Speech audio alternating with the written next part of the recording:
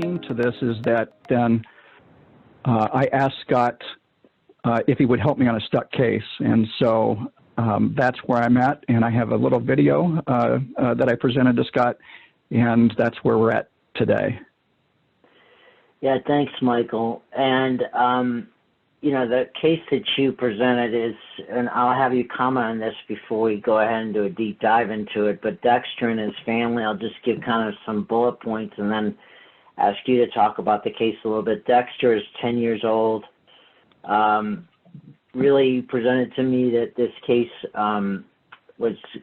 there was co-founding variables that made this a very difficult case. There was aggression, where he's been having a lot of problems in school, where the school actually wants to, they're pressuring the family to have him go to another school. He's got a lot of attachment problems, especially with mom and somewhat with dad. The parents are definitely not on the same page here, and there's also some marital tension you feel. And my hypothesis is that Dexter might be in the middle of that. And the village has not really been engaged. And so, Michael, what are a few more things that you have to add about this case that made it very complex, I think? Well, Dexter, as you pointed out, is like 10 years old, and he's been in treatment for probably half of that life. And during that time, the family has been through multiple providers with minimal success. And, you know, when they came to me, it was like they showed me a handwriting by a PhD level psychologist who said, in my 30 years of experience, this is the worst case I've ever seen.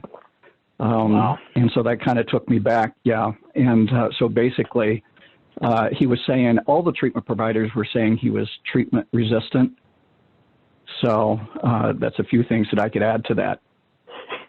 Yeah, I said, don't give me an easy case here, and you didn't, because the other thing is that when you have multiple treatment failures, it makes it more difficult, because when you introduce a playbook to a fresh family who hasn't had multiple treatment failures, they're more curious about it. They're more open to, oh, I'll try it. I mean, we're not burned out yet. But when you present a FST, you know, trauma playbook, they're like, been there, done that, doesn't work. Yeah, buddy. So we have to, I'm going to be presenting a bonus strategy around a reframe, because reframes are very powerful for stuck cases, because the more stuck in the mud a family is, the more you got to take a jackhammer. Before you even introduce the playbook, you've got to grease the wheel. You've got to almost prepare them before you present the playbook, so they're like, oh my gosh, it connects the dots. So I knew going in that when we worked on this tough case together, that I had to present a reframe and a strategy that would get them like almost like shocked in a good way. Mm-hmm. Does that make sense, that you kind of felt like we had to grab them with a reframe, which we'll present in just a minute? Yeah, especially as what you're going to hear is Dad's resistance. I think that's the piece that I was struggling with, Scott, and how to get Dad on board. And so I think the reframe that you're going to hear was pretty potent to get him on board. Yeah, and the dad challenges me with it, you're going to see, and it gets pretty hairy. I don't always get the honor and privilege of taping sessions where it's so messy, and I think people like mess. So I think the members who are on the phone, I'm hoping that they'll kind of mix it up with me and be like, oh my gosh, what would I do if this happened? So anyways, it should be a lot of fun today. So let's get started here. There is really 7 reasons I've come to appreciate over my career of why cases get stuck. And I'm going to share with you, Michael, why I think the case was stuck, and you can agree or disagree with me.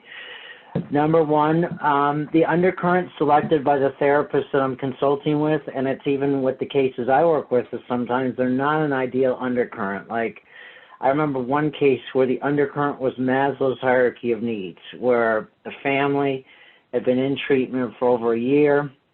The therapist had been doing psychological work with the mom and the boy individually, but the family didn't have their lights on. They didn't have utilities. There was no bed for the boy to sleep on. So that undercurrent was not ideal.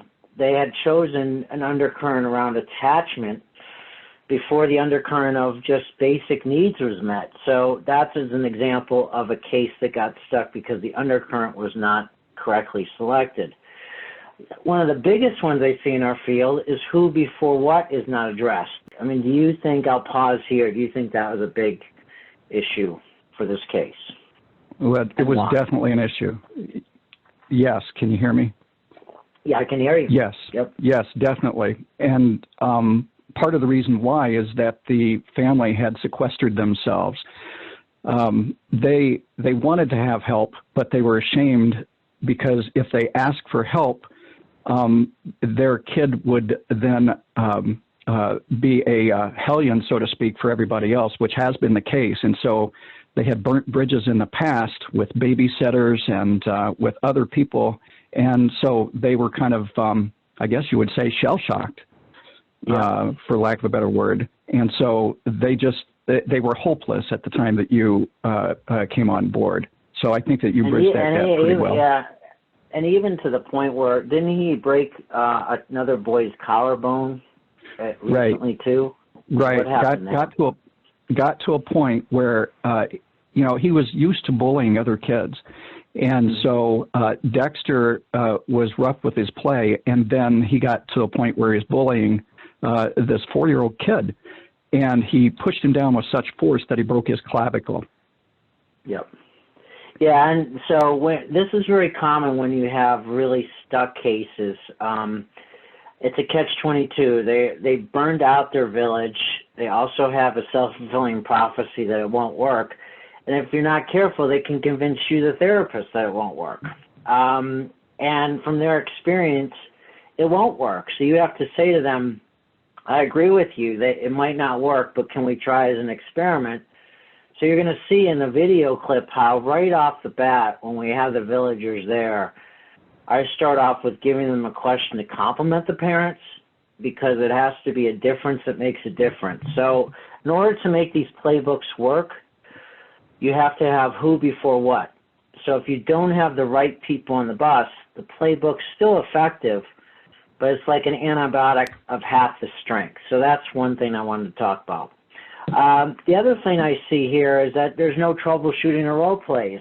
That's going to be the technique next month in November, where we're going to take this case all the way through, and you're going to see at the end in a preview of upcoming attractions how critical troubleshooting is, and that without the playbook, with you practice the troubleshooting or the role plays, you're basically sending these parents off to slaughter, metaphorically, because you're giving them a playbook, but they don't know the delivery. And so much in mental health, and I'm guilty of this, is tied to cases get stuck or fail because of this one.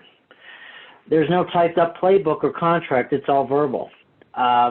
It's not predetermined. You're going to see the mom talk about she's intrigued by having something typed up, and you bring to the session not this blank piece of paper, which is, oh, let's start from scratch, but you actually have a draft that they can use so they have hope. The other thing is that it's not the best problem of the symptom. The problem that you take, that the kid's coming in with, is too difficult to do it first. You got to get quick victories, low-hanging fruit, and there's no reframe to tether the playbook. So the family doesn't really buy into the playbook. They don't know what's in it for me. It's just like, oh, go ahead and try this. Well, again, if it's a cure, but I don't think I need the cure, then why would I use the cure? So that's a huge piece. And then number 7, no safety first plan. So these were the areas that I think were causing problems with this case. And I don't know if you agree or disagree. Undercurrent selected, not ideal. We didn't have the village.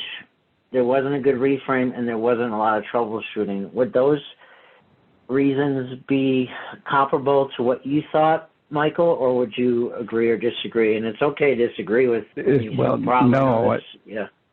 Go ahead. Well, no, I would agree. I would agree. And I had attempted to get the village on board previously, and that was rather difficult. So that was good. I agree with the reframe because they weren't quite bought into it, and I might talk a little bit maybe at the end. I don't know about no troubleshooting because I cut to the chase, and that was a mistake on my part. And then the undercurrent, going back to number one, I thought I was in the right place, but it just wasn't quite the right hit, you know, and that's what was important to me. And I saw kind of like the aha moment was like, yes, this is more of a hit emotionally with the family that will work. They're buying into it.